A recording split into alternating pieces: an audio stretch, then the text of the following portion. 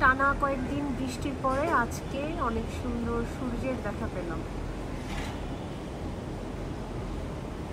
আকাশটাও অনেক পরিষ্কার।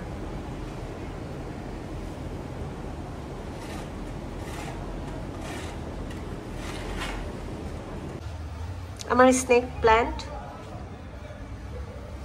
আপাতত ঘরে এনে রেখেছি, মাঝে মাঝে বারান্দায় একটু রোদে নিয়ে যাই আলোতে। ঝুম বৃষ্টি হওয়াতে একটু উপকার হয়েছে, গাছগুলো বেশি সবুজ দেখাচ্ছে। আর এরা তো মাশাআল্লাহ একদম বেয়ে বেয়ে ফ্লোরে নেমে যাচ্ছে।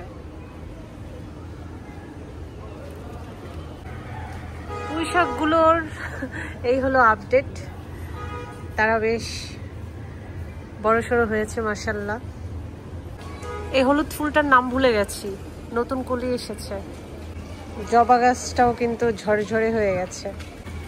তেজপাতায় নতুন পাতা এসেছে, দারচিনিতেও নতুন পাতা এসেছে। আর এই হলো আমার ধনিয়া পাতা, ছোট বড় মিলিয়ে নতুন নতুন অনেক গাছ। এই হলো সবচেয়ে মজার আপডেট, আমার হাত দেখা যাচ্ছে, আমার কলা পাতার নতুন পাতা। এটা একটা নতুন পাতা, এ তো বেয়ে বেয়ে চলে গেছে বাইরে। আর এ হচ্ছে একদম সদ্য নতুন পাতা, একদম নতুন একদম। আর আরেকজন এই হচ্ছে একটু বৃষ্টিতে পাকা ঝোঁকা হয়ে গেছে। তুলসীতে ফুল এসেছিল, অনেক তুলসী পাতা লাল চায়ের সাথে খাওয়া হয়েছে। আর তুলসীর এই ফুলগুলো বীজ সবগুলো আমি তুলসীর টবে দিয়ে দিয়েছি। এই অ্যালোভেরাটা খাগড়াছড়ি থেকে আমি গিফট পেয়েছি। এইটা হলো আমার আরেকটা নতুন মানি প্ল্যান্ট, নতুন পাতা এসেছে লেবু গাছে। আরেকটা নতুন মানি প্ল্যান্ট, এটার নাম ভুলে গেছি। আর এই তো আমার নতুন মেহমান।